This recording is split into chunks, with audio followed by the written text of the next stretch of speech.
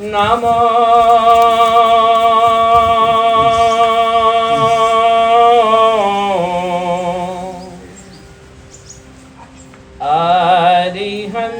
अरिहन्ताणं नमो सिद्धाणं नमो आयर्याणं नमो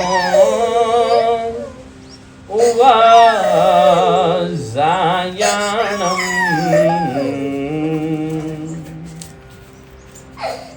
नमो लोये सवसाहूणम्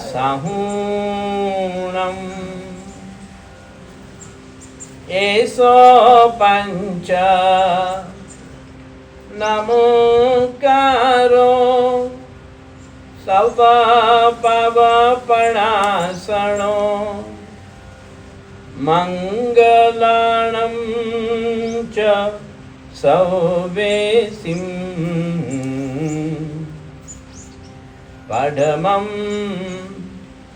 होयि मंगलम् ओकार बिंदु संयुक्तं नित्यं ध्यायन्ति योगिना कामदं मोक्षदं चैव ओंकाराय नमो नमः अज्ञानं तिमिरान्धानां ज्ञानाञ्जनशलाकया नेत्रमुन्मीलितं येन तस्मै श्री गुरवे नमः।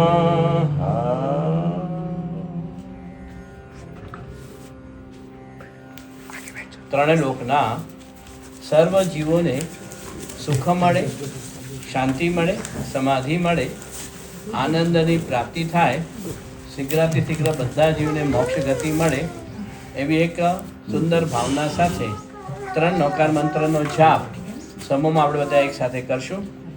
એક પદ હું બોલીશ, બીજો પદ તમારે બોલવાનું. પહેલો નૌકાર મંત્ર ઉર્ધ્વલોક માટે, બીજો તીર્છાલોક માટે અને ત્રીજો નૌકાર મંત્ર અધોલોક માટે. ત્રણેય લોકની અંદર આ નૌકારના શાંતિના વાઇબ્રેશન આપણે ફેલાવશું. નમો અરિહંતાણા નમો સિદ્ધાણા નમો આયર્યાણા નમો ઉવજાયાણમ નમો લોયે સવ સાહુણા એસો પંચમોકારો શવ ભાવ પણાશણો મંગળાણં ચ સર્વેસિં પડવં હોઈ મંગલમ નમો હરિહંતાણમ નમો સિદ્ધાણમ નમો આયર્યાણમ નમો યુવજાયણમ નમો લોયે સવ સાહુણમ એશો પંચનમુકારો સવ પાવનાસનો મંગલાણં ચ સર્વેસે પરમં હોઈ મંગલમ નમો હરિહંતાણમ નમો સિદ્ધાણમ નમો આયર્યાણમ નમો ઉવજાયાણમ નમો લોયે સવ સાહુણામ એસો પંચમોકારો શવ ભાવ પણાશણો મંગળાણં ચ સર્વેસિં પડવં હોઈ મંગલમ. બોલીએ પંચ પરમેશ્વરી ભગવાન की जय. सीमांधर स्वामी भगवान की जय. विमलनाथ प्रभु नाम तुम्हारा निर्मलता दातार मुझको भवसागर से तार मुझको भवसागर से तार. विमलनाथ प्रभु तुम तीर्थंकर आयो शरण में आज मुझको भवसागर से तार मुझको भव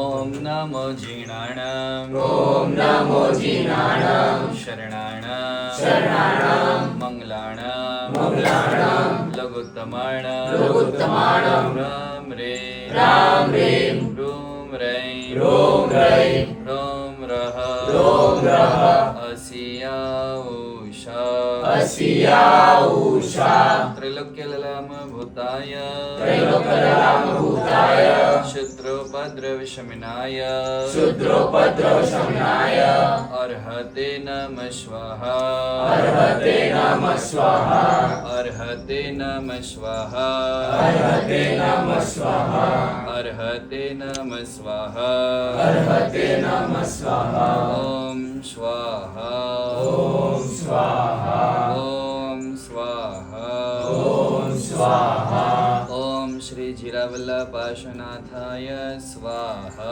ॐ श्री जिरावल्लभाशनाथाय स्वाहा ओम श्री सिमंदर स्वामी देवाय स्वाहा ॐ श्री सिमंदर स्वामी देवाय स्वाहा ओम श्री शासनपति महावीर स्वामी जिनेन्द्राय स्वाहा ॐ श्री शासनपति महावीर स्वामी जिनेन्द्राय स्वाहा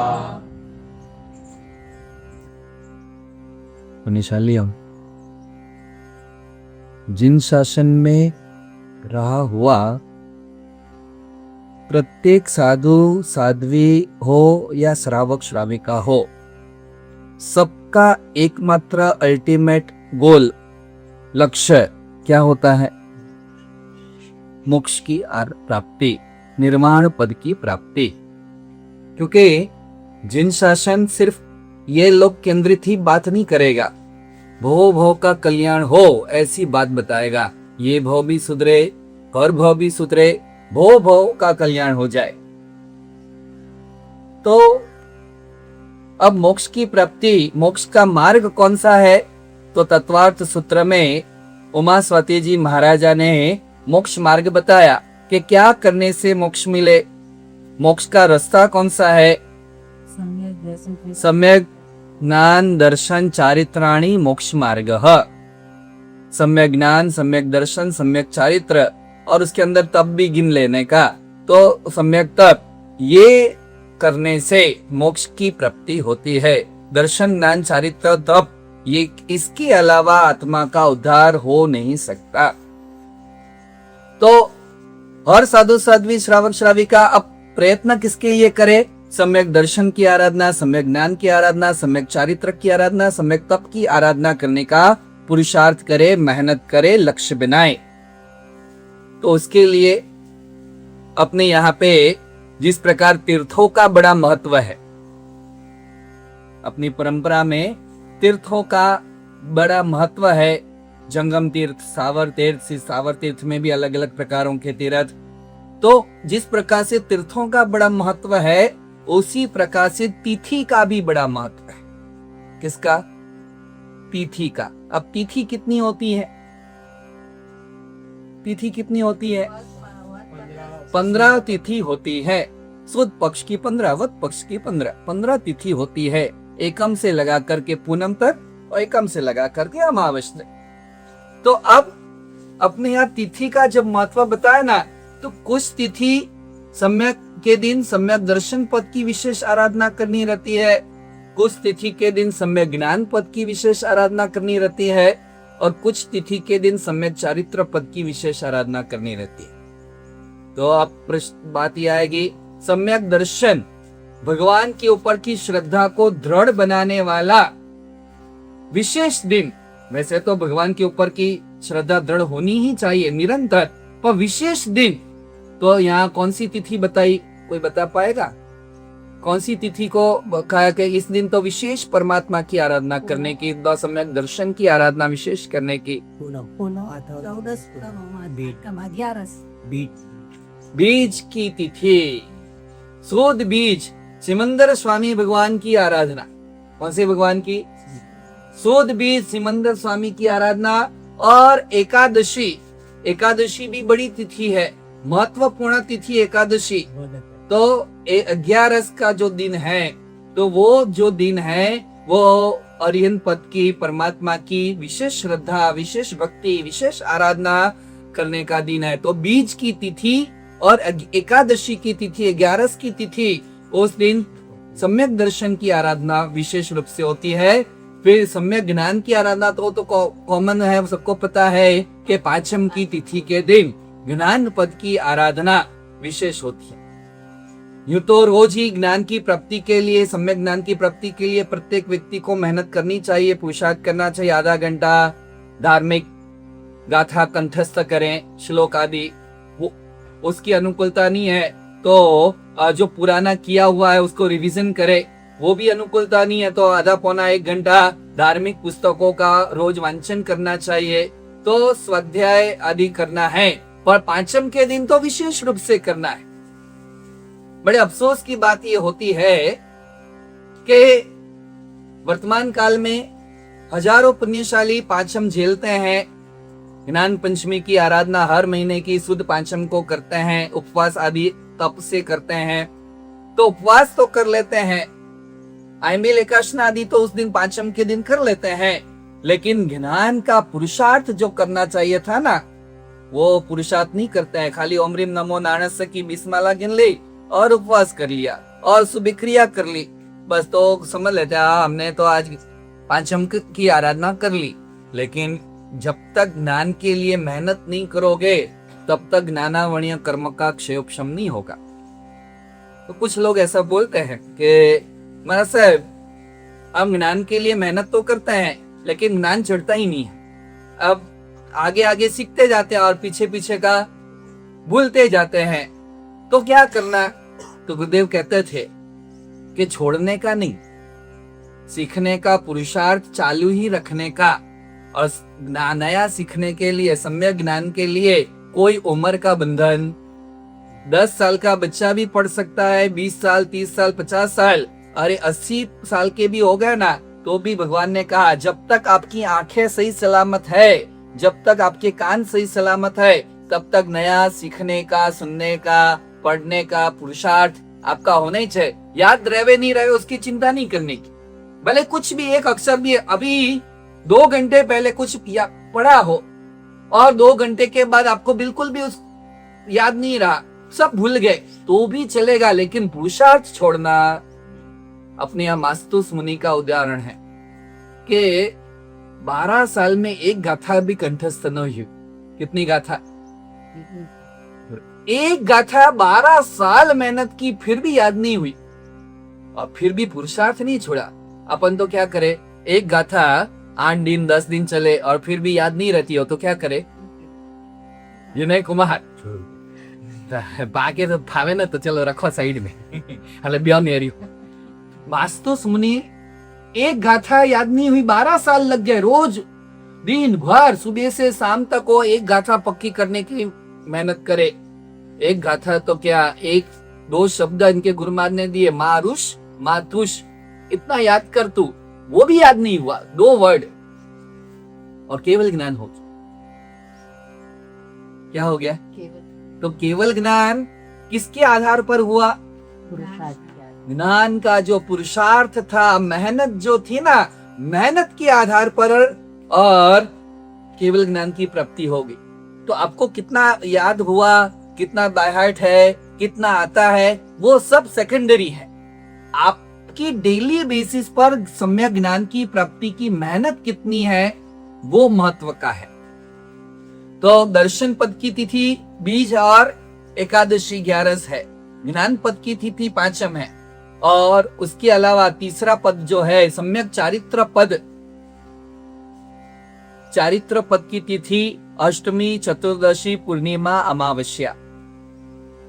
8th पाखी जिसको बोलते हैं ना, सादी भाषा में अपन 8th पाखी बोलते हैं। तो अष्टमी के दिन, चतुर्दशी के दिन, पूर्णिमा के दिन और अमावस्या के दिन विशेष रूप से क्या करनी है? तो चारित्र पद की आराधना करनी है। दर्शन की आराधना, ज्ञान की आराधना, चारित्र की। तो अब उसमें क्या करना वो बात बताओ, उससे पहले दिमाग में क्वेश्चन आना स्वाभाविक है कि ये तिथि की आराधना करनी क्यों? बीज को, पांचम को, 11 को, 14 को, अमास को क्यों आराधना करने की? क्या कनेक्शन है इसका अपने साथ में? तो शास्त्रों ने कहा कि अपना आयुष्य कर्म है ना, नेक्स्ट भव का, कि अब यहाँ से ये जन्म पूरा होगा, मरेंगे तो नेक्स्ट कौन सी गति में जाएंगे वो कब डिसाइड होता है? तो जिंदगी में एक ही बार डिसाइड होता है वो। बाकी के 7 कर्म जो है ना, आयुष्य कर्म को छोड़ के बाकी के 7 कर्म तो हम बार बार बांधते हैं, बार बार छोड़ते हैं, बार बार बांधते हैं, बार बार छोड़ते हैं, समय समय कर्म बंधन है। लेकिन आयुष्य कर्म जिंदगी में एक ही बार बांधते हैं कि नेक्स्ट भाव में हम कहाँ जाएंगे, कहाँ जाना है, कहाँ जाना है, महाविद्य क्षेत्र में जाना है, समुद्र स्वामी के पास जाना है, वगैरह वगैरह। सबकी अलग अलग चॉइस रहती है। सदगति में जाना है इन शॉर्ट में। तो अगला भाव डिसाइड कब होता है? तो परमात्मा के शासन में 3 ऑप्शन बताए। कितने ऑप्शन? 3। या तो आप इस जन्म में जब मरोगे ना, लास्ट मोमेंट पर आपका आयुष्य कर्म डिसाइड होगा, ये एक ऑप्शन है। या फिर आपका आयुष्य इस जन्म का 1/3 बाकी रहेगा ना, 2/3 हो गया और 1/3 बाकी है, तब आपका आयुष्य कर्म उस दिन बंधन होगा। जैसे किसी व्यक्ति के एग्जांपल से बात करें कि उम्र 66 इयर्स का उसका आयुष्य है, कितना? तो उसका आयुष्य कर्म जो ये पॉइंट को देखे तो कब होगा? 44 उम्र जब होगी तब उसका आयुष्य कर्म का बंधन होगा कि अब ये नेक्स्ट जन्म में कहा जाएगा। अब वो भी नहीं है विकल्प, तो तीसरा और लास्ट ऑप्शन बताया, कोई भी पर्व तिथि के दिन आपका आयुष्य कर्म का बंध हो सकता है। तो इसलिए शास्त्रों ने कहा पर्व तिथि कितनी है? चलो, महीने में पर्व तिथियां तो अपन ने देखी 15 सूद की, 15 वध की, यानी 30 तिथियां हो गई, 30। तो पर्व तिथि कितनी है? पर्यूषण की 10। पर्यूषण की बात नहीं, महीने की पर्व तिथि कितनी है? 10, मतलब 10, 5 और 5 5 और 5 10 है।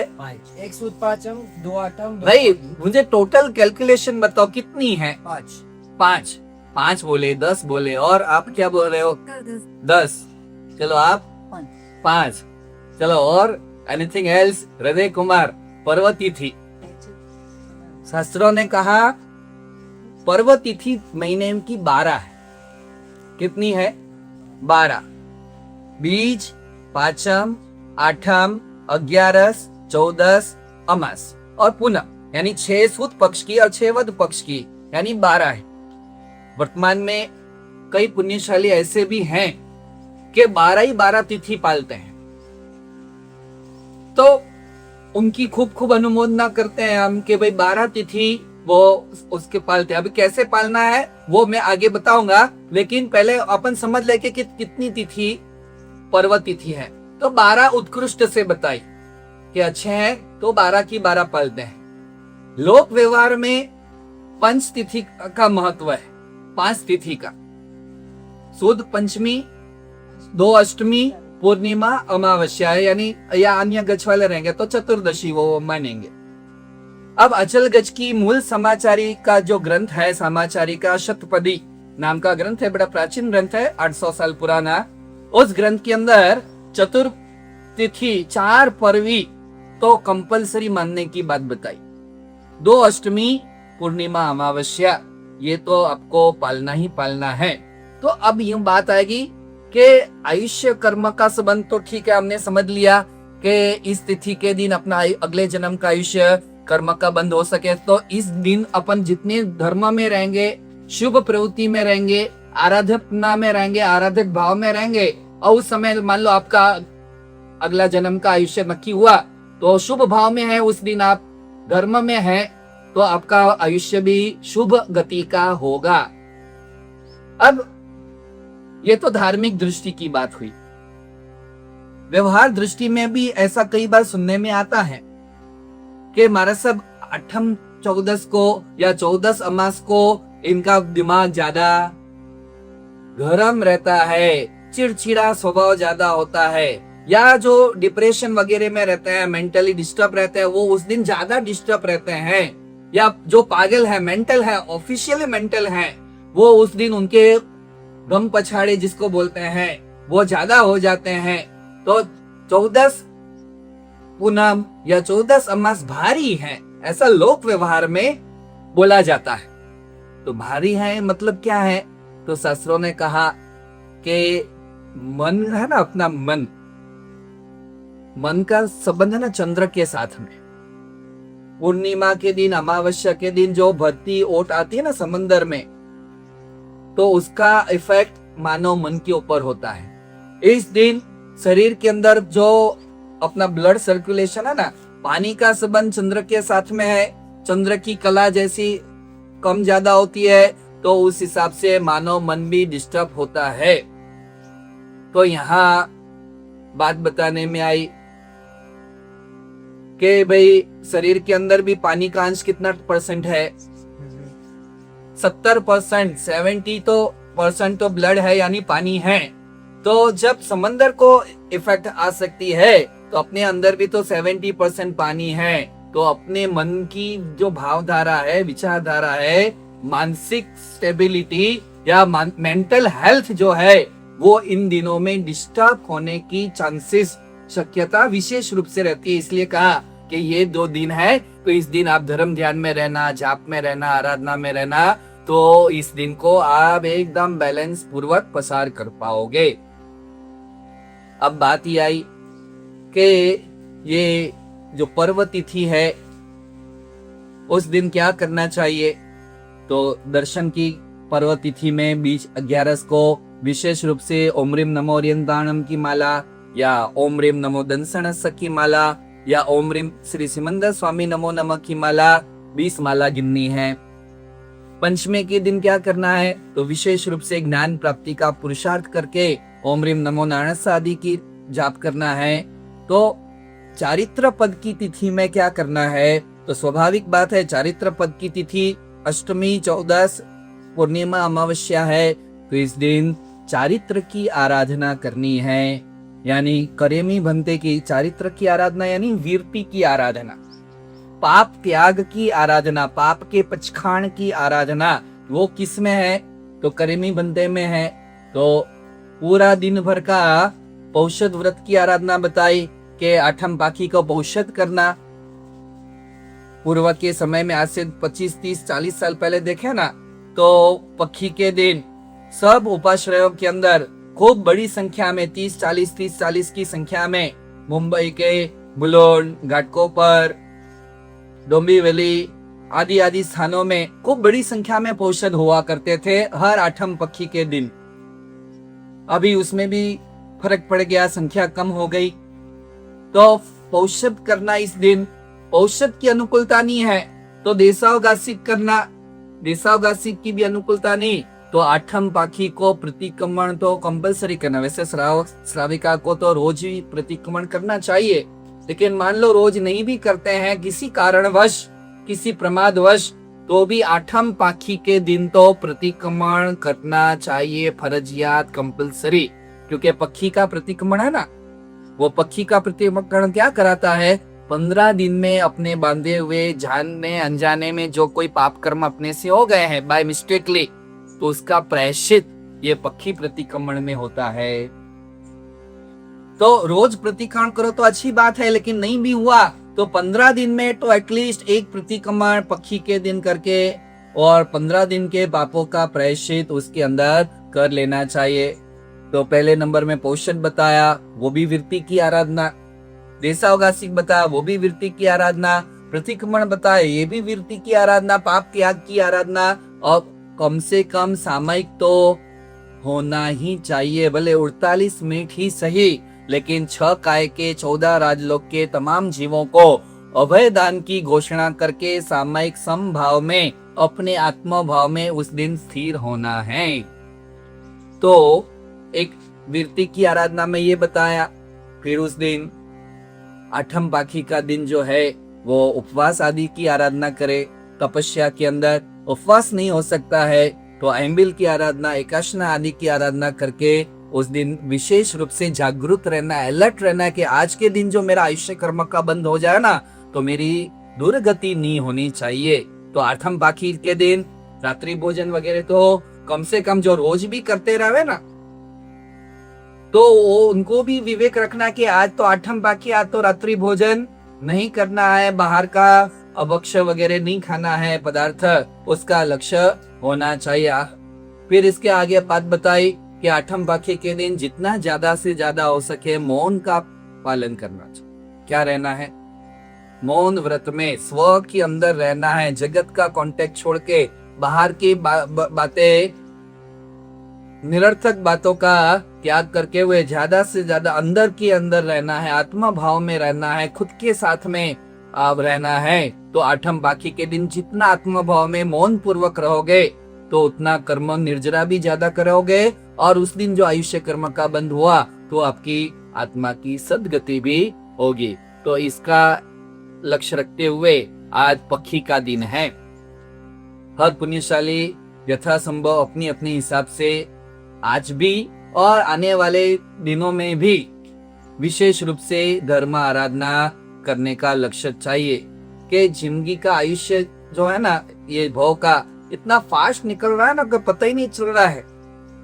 कब कोरोना आ गया, कब कोरोना चला गया, उसके बाद की जो लाइफ चल रही है, इतना फास्ट चेंजेस हो रहा है, इतनी फास्ट हमारी लाइफ बदल रही है, पता ही नहीं चला कि कब समय पसार हो गया, और आने वाले दिनों में भी टाइम कहाँ निकल जाएगा ना, वो पता नहीं चलेगा। और एक दिन ऐसा आएगा कि मौत यमराज आकर के सामने खड़ा रह जाएगा, मौत आके खड़ी रह जाएगी, पहले से वार्निंग देके आएगी क्या कि तू अलर्ट रहना, कल हार्ट अटैक आने वाला है तुझे, ऐसा बोलेगा क्या? पता ही नहीं रहता है। सच दच के जिस दिन मौत की शहजादी आएगी, ना सोना काम आएगा ना चांदी आएगी। नरेंद्र मोदी ने मना कर दिया, मैं नहीं लेना सोने साल तक नहीं लेना। हाँ, जिस दिन सच दच के मौत की शहजादी आएगी लेने के लिए आपको, न सोना काम आएगा, न चांदी आएगी, न कुछ काम आएगा, न रिलेटिव काम आएगा, न परिवार काम आएगा। उस समय कौन साथ आएगा? आपके किए हुए पुण्य और पाप साथ में आए। जितना आपने पुण्य किया है वो आपके साथ चलेगा, और जो पूरे जिंदगी में पाप के पोटले बांधे हैं और उसका प्रायश्चित नहीं लिया है, गुरु महाराज के पास आलोचना नहीं ली है, और पाप एज इट इज रखा है, बरसों का पाप स्टोर करके स्टॉक में रखा है, तो वो भी पूर्व का पाप जो है वो भी आपके साथ चलेगा। बोलो, अब पाप ज्यादा है कि पुण्य ज्यादा है अपना? तो सदगति के दुर्गति में जाना है तो क्या करना है? आराधना, यू टर्न, जाग्या त्यार्थी सवा, जब से जगे तब से सवेरा, जब अक्ल आई तब से यू टर्न होना चाहिए कि कुछ भी हो जाए मुझे दुर्गति में नहीं जाना। श्रवणिक महाराजा का उदाहरण आता है। भगवान नहीं मिले थे, जब तक भगवान से प्राप्ति नहीं हुई थी तब तक बहुत पाप कर्म किए, और उस समय आयुष्य कर्म का बंद कर लिया था, फिक्स हो गया था। वो तो जिंदगी में एक ही बार होगा आयुष्य कर्म, तो एक ही बार तो फिक्स हो गया। फिर भगवान मिले, भगवान की प्राप्ति, उनका भगवान का सत्संग बाद में हुआ, फिर लाइफ में टर्न आया और धर्म ध्यान की अंदर आराधना में वगैरह लगे। खुद यथासंभव उनसे जो भी परमात्मा की भक्ति हो पाती थी वो करते थे, सम्यक दर्शन, दृढ़ श्रद्धा सब था, लेकिन बांध लिया एक बार आयुष्य कर्म। कौन सा? दुर्गति का पहले। तो अब भगवान को पूछते कि मैं कहाँ जाऊंगा, सदगति में कि दुर्गति में?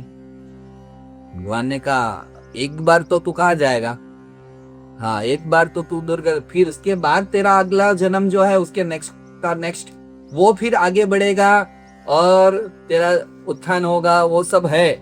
लेकिन श्रेणिक ने पूछा मेरी दुर्गति नहीं होवे उसका उपाय बता। भगवान ने कहा आयुष्य कर्म का बंद हो गया है, अब तो फिक्स हो गया है। हाँ, आयुष्य कर्म नहीं बंधा हो ना तो सब चेंज हो सकता है। तो अपना आयुष्य कर्म बंधा है कि नहीं बंधा मालूम है क्या?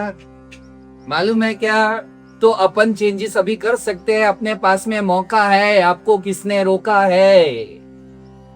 मौका देख के चौका लगाने वाला हमेशा चतुर रहता है कि पता नहीं कि लास्ट मोमेंट पे अपना आयुष्य कर्म का बंद होगा तो अभी तो बहुत टाइम बचा है ना, तो अभी अपने हाथ में अभी बाजी है। अभी बाजी अपने हाथ में है, एक बार हाथ से बाजी चली गई ना, आयुष्य कर्म का बंद हो जाएगा, उसके बाद कुछ नहीं कर पाओगे।